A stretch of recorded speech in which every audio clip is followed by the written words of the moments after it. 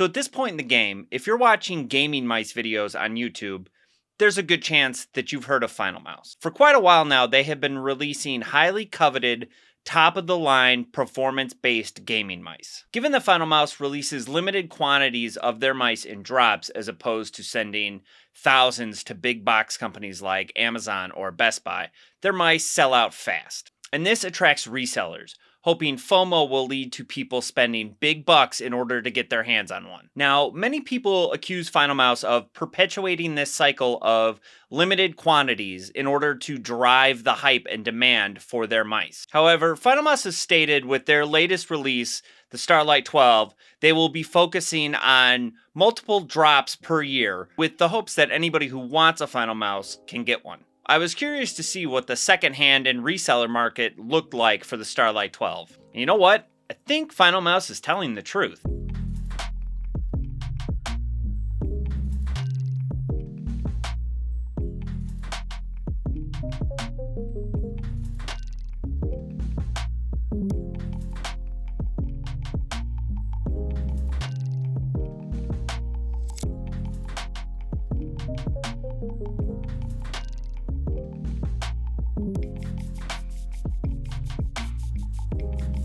Back in May of last year, Finalmouse released their first wireless gaming mouse, the Starlight 12. This came in a total of 8 different variations, 4 different colors and 2 different sizes. Achilles gold, Ares red, Hades black, and Zeus silver. After the initial launch of the Starlight 12, they followed up in December of 2021 with the Starlight 12 Phantom, which is an updated version of their very popular mouse, the Ultralight Phantom. This version of the Starlight 12 sought to capture roughly the same colorway as the original Ultralight Phantom, with a black and sort of a tealish blue, as well as a sick custom splatter paint job. Given that the Ultralight Phantom is one of my favorite looking mice of all time, I decided to finally take the plunge and try to beat the bots. And I did. And then the post office lost my package. It was marked out for delivery and it never showed up. Until about 3 weeks ago when it randomly showed up at my door. And when I finally got this thing out of the box, dude, this thing looks really great. It feels great. It's just an all-around amazing experience. I was skeptical at first, but one look at it out of the box and my mind was pretty much changed. The Starlight 12 comes in 2 sizes, a small and a medium. The small shares dimensions with their last wired release, the Ultralight 2 Cape Town, and the medium, which is slightly larger. The shape is pretty standard. If you've ever held an Ultralight 2 Cape Town, you know what this feels like. The hump sits pretty much right in the middle, leaving the back of your fingers to rest nicely right above the knuckle. The short length of the mouse allows me to swap from fingertip grip to claw grip pretty effortlessly. I have 19 by 9 centimeter hands, so they're not exactly large, but they're not small either. I originally thought the Starlight 12 Small was going to be too small for me, but after getting used to mice like the Viper Mini or the Model O-, I felt right at home with this thing. It was a much more comfortable fit than I had expected. Long sessions became uncomfortable while I was getting used to the mouse, but after a couple of weeks that dissipated completely. I would like to see how the medium fares with my hands compared to the small, but that'll have to wait until I can get my hands on one. The mouse is shockingly light at 41 grams, although on my scale it comes in closer to 44 grams, but Finalmouse says this is normal due to the manufacturing process of the mouse. I thought for sure we'd eventually reach some kind of diminishing returns with lightweight mouse, but it turns out that's not the case. After playing with this mouse for a couple of weeks, it makes the Viper V2 Pro feel heavy. In order to achieve such a low weight, Finalmouse has taken to using magnesium alloy to construct the frame of their mouse. Magnesium is a rare metal found in stars. Get it? Stars, starlight, you get it. And this gives the Starlight 12 a really unique feel. I tend to have a hard time with certain mice due to having pretty dry hands. So certain mice like the G Pro Superlight and even the Viper V2 take a little time for me to get used to once I can wear that coating down a little bit, but I didn't have this problem with the Starlight 12. This thing felt grippy right out of the box for me. The bottom is made of Ultem, which yes, is plastic, but there's a reason for this. Finalmouse says that they needed somewhere for the wireless signal to escape the mouse, because if the entire chassis was metal, they wouldn't be able to get a wireless connection. Hence, a plastic bottom.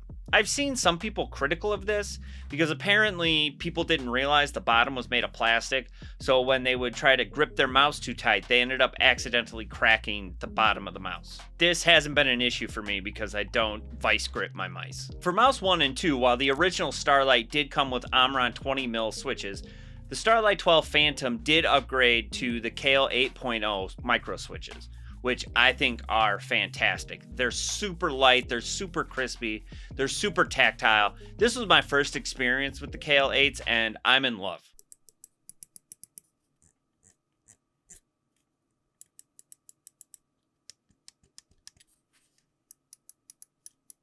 Okay, so the design on the top of the chassis.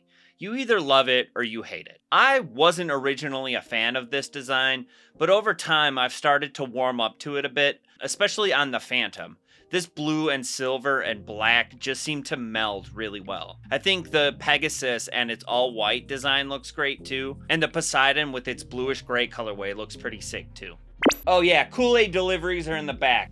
You can feel these engravings on the mouse, but they don't feel any different to me than, say, like comfort curves. I got used to them pretty fast. So it's safe to say the design of this mouse has grown on me, and I'm looking forward to being able to check out the Starlight Pro, a mouse designed in collaboration with Valorant Pro 10s. As much as I love the design of the Starlight 12 Phantom, I don't really spend a ton of time Googling Finalmouse and checking prices. So I was surprised to find that their most recent releases, the Phantom and the Poseidon, are starting to fetch pretty normal prices on third-party websites like eBay and StockX. The original Starlight seemed to be fetching pretty high price tags at like a 700, 800 I think I saw, as well as the Pegasus, which was a limited edition mouse only sold or given away, I think, at FinalCon. But their two most widely available mouse releases, again, the Phantom and the Poseidon, seem to be fetching a price point that's pretty close to their retail price. And even the Phantom has seemed to come down in price pretty drastically over the past couple of months. I see both new versions going from anywhere around $220 to $250. While yes, this is a crazy amount of money to spend on a gaming mouse, it sure beats triple the price, which is what I used to see Air 58s and Ultralights going for back when they were released. And given that the likes of Razer continue to push their price points closer and closer to Finalmouse, we might end up in a position where you might pay the same amount of money that you'd pay for a Razer mouse that you would a Finalmouse. And it becomes a really interesting conversation then. Because if you expect to pay $400 for a Finalmouse, then of course there really isn't much of a discussion. But as Finalmouse releases slowly get closer to their original retail costs, that conversation becomes very different. Comparing a $150 Viper V2 Pro versus a, say, $220 Finalmouse is a much more interesting conversation. And I've seen a lot of people having a hard time justifying the cost increase over the Viper Ultimate. The same can be said with the G Pro Wireless and the G Pro X Superlight. And while yes, you are getting a lighter version of the mouse, which is arguably a better version of the mouse, nobody is able to cut weight the way Finalmouse has. With the exception of things like the G-Wolves HSK or the M1K, nobody is coming close to reaching Finalmouse's weight. And that can be important, especially when you're talking about a difference of, say, 20 grams. From a purely performance-based perspective, it's hard to argue that Finalmouse hasn't given customers exactly what they want, which is a lightweight gaming mouse with as little frills as possible, meaning no RGB, no additional buttons on the right side, and also helping basically the entire industry shift towards more stripped down, performance-based gaming mice. Again, man, Kool-Aid in the back. Yeah. Do I think a Finalmouse is necessary for you to play your best? No, probably not. You could probably get similar results with another mouse. But do I think it's worth it to spend the extra, say, $50 to get that extra cut in weight? Yeah, I do. Make no mistake, I am not advocating for the use of third-party websites like eBay or StockX. In fact, I'm actively against it. Resellers are this blemish on certain communities that over time it seemed they've started to slowly inch into the PC gaming space. But if Finalmouse continues their semi-regular releases, we might see a point where third-party resellers are eliminated from picking up Finalmouse. If anybody who wants one can get one off the Finalmouse website, it doesn't make sense for resellers to plague this market. We've seen this a lot with GPUs lately. As the demand's gone down, resellers have started to back off a little bit, and they go back to, I don't know, selling Supreme chairs or whatever. Finalmouse isn't without their fair share of criticism, though. And while I think at least some of it is valid, these are issues that plague pretty much any gaming mouse manufacturer. In terms of quality control, I've seen people mention the Ultim base cracking, double clicks or clicks not registering. Sometimes I've seen the sensor coming loose. And while I think most of the criticism might be valid, these are issues that plague pretty much any mouse manufacturer.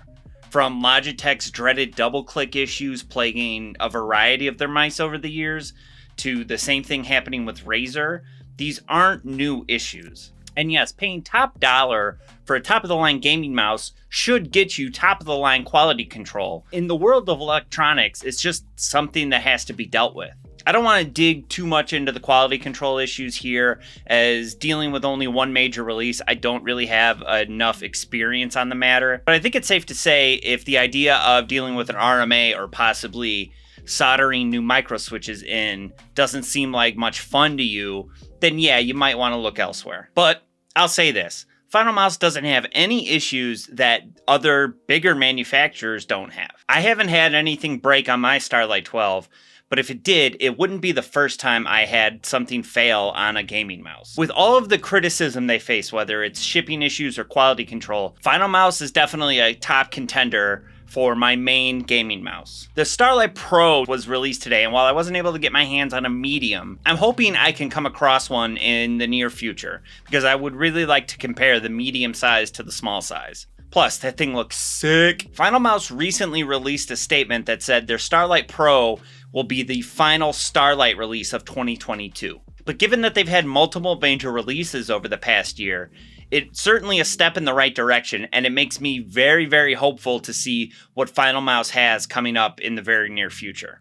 I'm really looking forward to seeing what they'll be releasing in 2023 and beyond. They also have a keyboard coming out, which is supposed to be awesome. Thank you so much for watching. If you could drop a like on this video, I would really appreciate it.